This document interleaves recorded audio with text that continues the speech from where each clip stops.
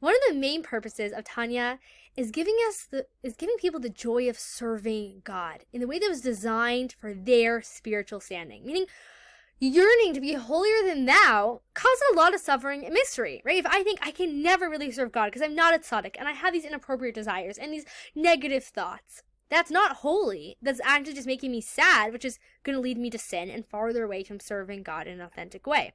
So the Alter Rebbe really gives us permission to be us. You are the Beinoni. You can choose Hashem in thought, speech, and action.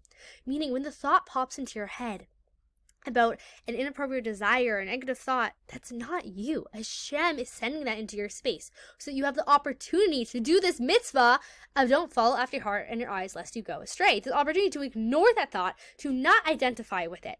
And a person could say, but I don't even want the thought in the first place. And the Alter Rebbe is saying, no, know your place. Understand the way that you can serve God and find joy in serving God in the way that was meant for you, instead of forever yearning to be holier than thou, which is really just a perfectionistic mindset. And we're calling it holy, but Alter Rebbe is calling it for what it is.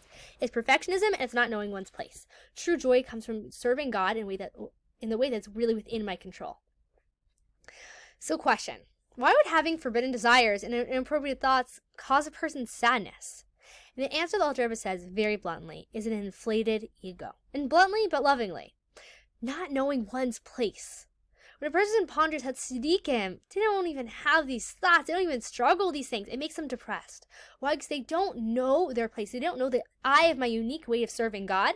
And serving God like a tzaddik has nothing to do with me. A person needs to have a hardcore reality check, is what the Alter Rebbe is saying. And remember that being a tzaddik, being completely righteous, is not how they were chosen to serve God. They are chosen to serve God through the battle. For the Beinoni, the battle is the victory. Joy comes from focusing on what is in my control.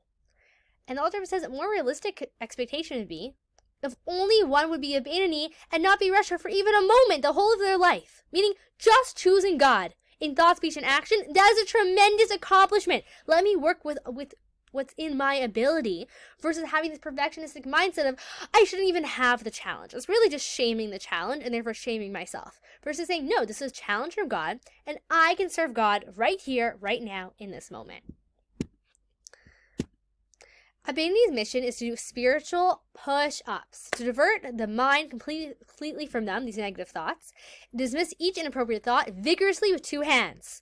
Meaning my job is not to go in and psychoanalyze myself and where is it coming from and really I'm a bad person. Okay, yeah, you want to get into it? Yeah, we have bad in us. We have Ra in the 10 soul powers of our animal soul. So what? That's not who I am, right? Freud dug deep and he found the id. If he would have dug deeper, he would have found the id. Underneath all the ichsa and the gross in this, it's just a pure godly soul. Big surprise, we're good at the end of the day. And yeah, we have evil inside of us, but that's not who I am.